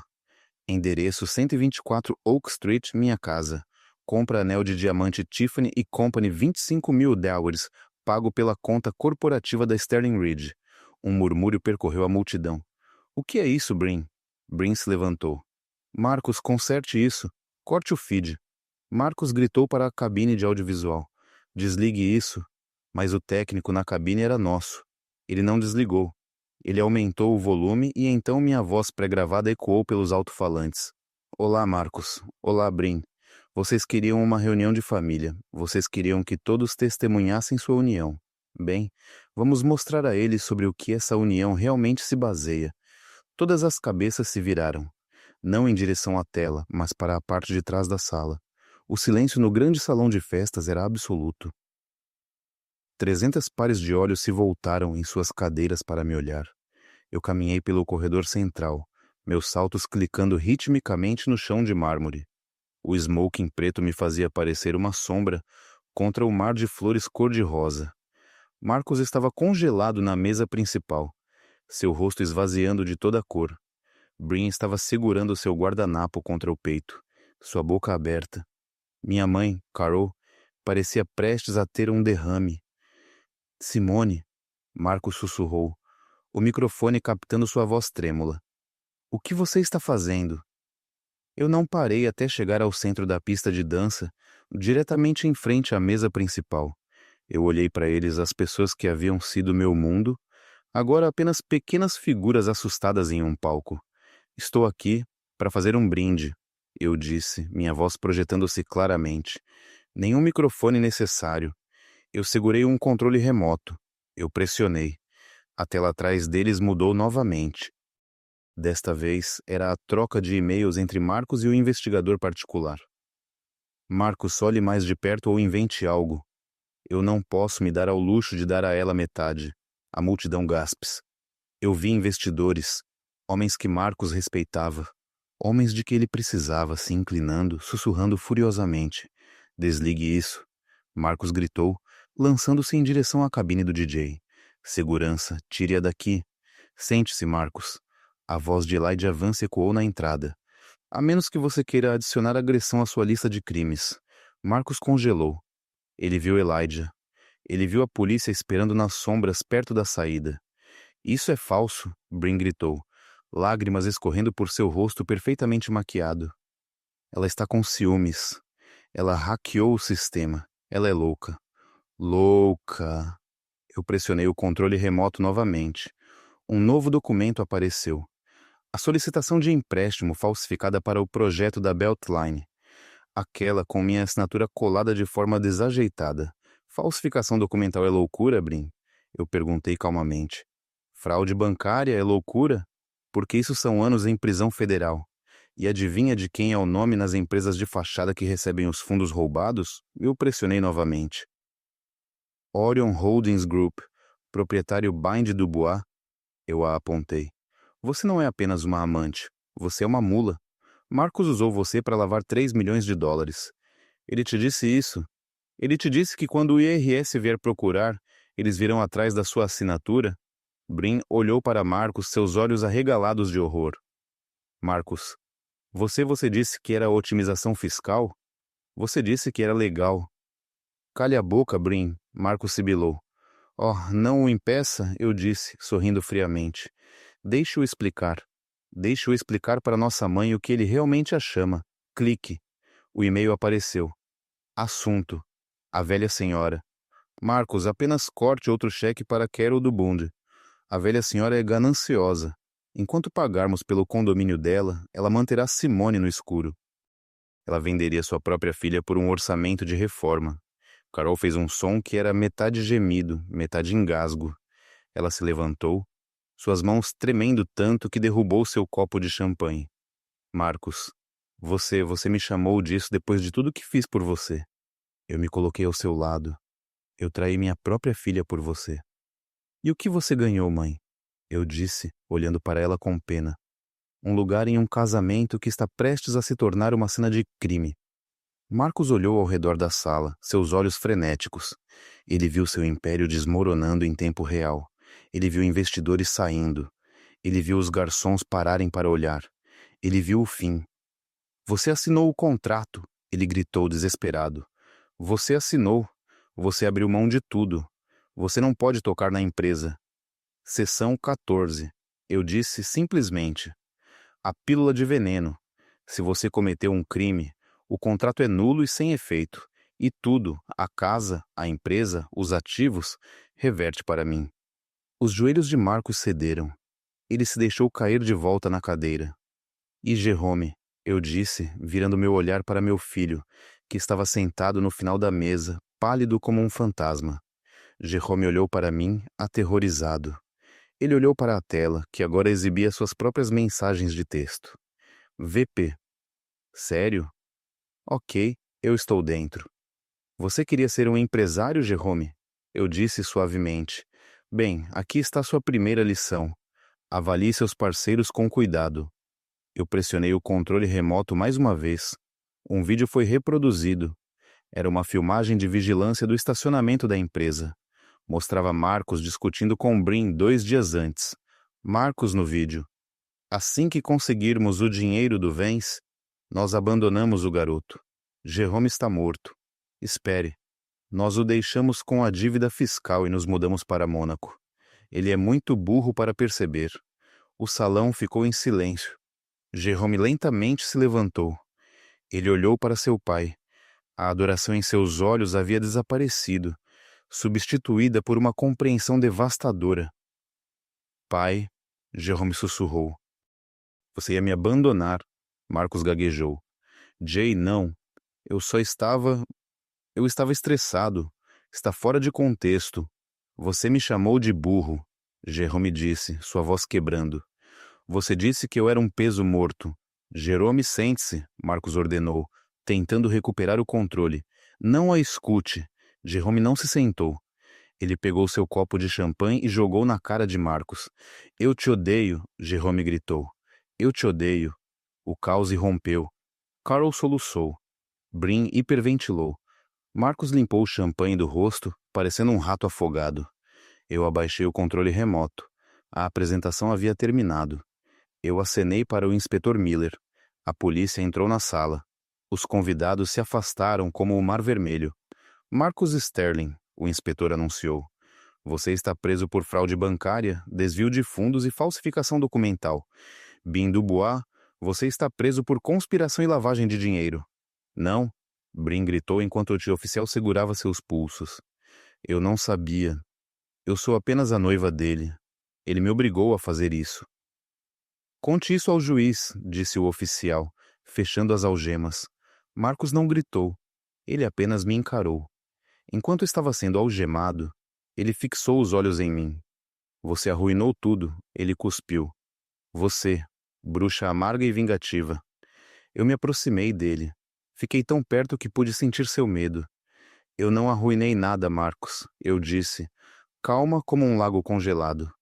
Eu apenas acendi as luzes. E você? Você é apenas uma barata que foi pega. Eles o arrastaram para longe. Os convidados do casamento ficaram em silêncio atônito. O único som era o choro de Carol. Eu olhei para a mesa principal uma última vez. O bolo estava intocado. As flores estavam perfeitas. A ilusão foi destruída. Eu me virei para Elijah Vance. Acho que terminei aqui. Brilhante, Elijah disse, oferecendo-me seu braço. Absolutamente brilhante. Enquanto saíamos, eu não olhei para trás para minha mãe chorando ou meu filho devastado. Não ainda. Eles fizeram sua cama. Esta noite, eles tinham que dormir nela. Os dias seguintes ao casamento foram um circo midiático. O Atlanta Journal-Constitution publicou a história na primeira página. Eu não sou o magnata do imobiliário preso no altar. Eu não dei entrevistas. Deixei as evidências falarem por si mesmas. Voltei para minha casa 3 dias depois. A polícia a havia liberado como cena de crime. Era estranho voltar para os cômodos que eu havia projetado. As coisas de Brin estavam por toda parte. Roupas de mau gosto, revistas baratas, garrafas de vinho pela metade. Eu contratei uma equipe de limpeza. Joguem tudo fora, eu disse a eles. Tudo que não é meu. Queimem os lençóis. Troquem os colchões. Eu queria limpar o DNA dela da minha vida. Marcos foi negado fiança. O juiz o considerou um risco de fuga devido ao vídeo gravado do plano em Mônaco. Ele estava no FCI na Geórgia trocando seus ternos italianos por um macacão laranja. Brin conseguiu fiança paga pela minha mãe, que havia liquidado suas economias de aposentadoria para tirar seu bebê. Mas Brin não estava livre. Ela enfrentava de 5 a 10 anos. Seu rosto estava por toda a internet como a interesseira presa. Uma semana depois, minha mãe veio me ver. Ela parecia 10 anos mais velha. Seu cabelo estava bagunçado. Seus olhos estavam vermelhos. Ela estava em minha varanda, tremendo. Simone, sua voz tremia. Coral, eu disse, bloqueando a porta. Não me chame de mãe. Posso entrar? Está congelando. Você pode dizer o que tem a dizer daí. Ela estremeceu. Simone, por favor, seja razoável. Brin está aterrorizada. Ela é apenas uma garota. Ela não sabia o que estava fazendo. Marcos a manipulou. Brin tem 40 anos. Eu disse friamente. Ela sabia que estava dormindo com meu marido. Ela sabia que estava gastando meu dinheiro. Ela assinou os papéis. Ela é sua irmã. Carol chorou, seu luto se transformando no veneno familiar da família.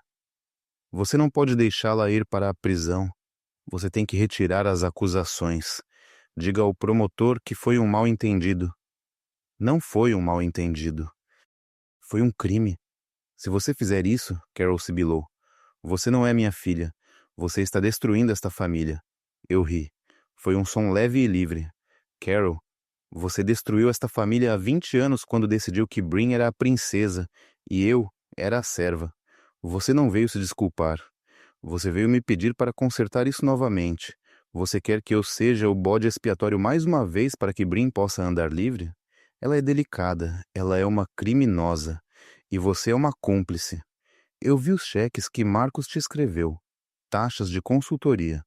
Você aceitou dinheiro para ajudá-los a me manipular. Carl pagou. Eu não estou processando você, Carl, eu disse. Não porque eu te amo, mas porque eu não quero a vergonha de ver a foto da minha mãe na prisão. Mas você está morta para mim. Não me ligue, não venha aqui. Se você precisa de dinheiro, pergunte ao Brin. Eu pausei. Oh, espere, ela está quebrada. Eu fechei a porta na cara dela. Eu assisti pela câmera de segurança enquanto ela ficava lá batendo na porta, gritando meu nome. Então os ombros dela caíram. Ela se afastou. Doeu. Claro que doeu. Mas era a dor de puxar uma farpa. Aguda. Então alívio. Então havia Jerome. Ele não tinha ligado. Ele não tinha vindo. Eu sabia que ele estava dormindo no sofá de um amigo porque as autoridades tinham confiscado o apartamento e o Porsche. Eu esperei. Eu sabia que ele tinha que vir até mim em seus próprios termos. 2 semanas depois, ele apareceu no meu escritório. Ele parecia terrível. Ele tinha perdido peso. Estava vestindo jeans velhos e uma camiseta, sem óculos escuros, sem atitude. Mãe, ele perguntou da porta. Eu olhei para cima da minha mesa. Olá, Jerome. Ele entrou e se sentou na cadeira em frente a mim. Ele olhou para suas mãos. Sinto muito, ele sussurrou. Eu fui estúpido. Ele me fez sentir importante. Ele me disse que era melhor do que a faculdade. Ele me disse que você estava me segurando. E você acreditou nele porque era mais fácil do que trabalhar. Eu disse suavemente, mas firmemente. Sim, ele admitiu, lágrimas escorrendo para seus jeans. Eu vi o vídeo. Ele me chamou de peso morto. Ele ia me abandonar. Eu não tenho nada, mãe. Ele limpou os olhos. Eles levaram o carro. Eu não tenho dinheiro. Eu preciso de ajuda. Eu olhei para meu filho. Eu queria abraçá-lo. Eu queria escrever um cheque e consertar tudo. Mas eu era a arquiteta agora. E você não constrói uma estrutura forte sobre fundações rachadas. Eu te amo, Jerome, eu disse, mas não vou te dar dinheiro. Ele olhou para cima horrorizado. Mas onde eu vou morar? Eu não sei. Você tem que descobrir isso. Mãe, por favor. Este é o acordo, eu disse, deslizando 2 papéis pela mesa. Esta é uma aplicação para um empréstimo estudantil, e esta é uma aplicação para o setor de correios da Phoenix Reilly. Salário mínimo. Você começa de baixo, você termina seu diploma à noite. O setor de correios? Ele perguntou surpreso. Aceite ou deixe. Se você quer ser um homem, Jerome, você merece. Marcos te deu coisas para te comprar. Eu não estou te oferecendo nada para que você possa se construir. Ele olhou para os papéis, olhou para mim. Viu a determinação nos meus olhos. Lentamente, ele estendeu a mão e pegou a caneta. Ok, ele disse, sua voz tremendo. Eu vou aceitar o emprego. Bom, eu disse. Apresente-se a Sarah no RH. Ela te dará um crachá. Não se atrase. Ele se levantou. Ele olhou para mim. Ele realmente olhou para mim pela primeira vez em anos. Você é realmente assustadora, mãe. Ele disse com um toque de admiração na voz. Eu sei, eu sorri. Agora vá trabalhar. O julgamento foi curto. As evidências eram esmagadoras. Marcus Sterling se declarou culpado para evitar uma sentença de 20 anos. Ele recebeu 8 anos em uma prisão federal, além de restituição. Ele parecia cinza e derrotado no tribunal. Ele não olhou para mim uma vez. Brin aceitou um acordo. 3 anos de prisão por fraude. Ela soluçou quando o martelo caiu, olhando para Carol na galeria e gritando. Mãe, faça algo. Mas Carol não podia fazer nada. Carol estava vivendo em um apartamento pequeno, sobrevivendo com a da assistência social, tendo perdido sua mesada e seu orgulho. Eu sentei na última fila com meu terno preto. Eu assisti a justiça ser feita. Eu não senti alegria. Eu senti paz. O livro contábil foi finalmente corrigido. Epílogo. 1 ano depois, eu estava no meu escritório no quadrangular do andar com vista para a cidade. O letreiro da Phoenix Reilly na parede atrás de mim era um elegante prata e azul, sem vestígios de rosa. A empresa estava prosperando. Nós acabamos de fechar o negócio da Beltline com Elijah Vance. Seria um desenvolvimento de uso misto com condomínios de luxo, mas também habitação acessível e um centro comunitário. Meu telefone vibrou. Jerome dizia: Ei, mãe, acabei de terminar meu exame final de economia. Acho que fui bem. Além disso, a equipe do setor de correios melhorou a eficiência de triagem em 15% esta semana. Vou receber um aumento? Eu sorri. Não exagere, mas o jantar é por minha conta hoje às 19h00. Jerome estava trabalhando duro. Ele estava cansado, quebrado e humilde. E eu nunca estive tão orgulhosa dele. Ele estava se tornando o homem que eu sabia que ele poderia ser, não a caricatura que seu pai tentou moldar. Houve uma batida na minha porta. Entre. Elijah Vance entrou com uma garrafa de champanhe. Feliz aniversário, ele disse. Do dia em que você incendiou o circo. Parece que foi há uma eternidade, eu disse, aceitando a flauta. Você sabe, Elijah disse, encostando-se na minha mesa. Marcos me enviou uma carta aí da prisão. Ele quer saber se eu vou comprar suas ações das antigas empresas de fachada. Ele precisa de dinheiro para a cantina. O que você disse a ele? Eu disse a ele que só faço negócios com o CEO. E o CEO está ocupado construindo um império. Nós brindamos. Eu olhei para o horizonte da cidade. Eu perdi um marido. Eu perdi uma irmã. Eu perdi uma mãe. Mas eu me encontrei. Eu não era mais a bode expiatório. Eu não era mais a consertadora. Eu não era mais a esposa invisível. Eu era Simone Dubois, a arquiteta. E minha vida finalmente era verdadeiramente minha. Obrigada por ouvir minha história.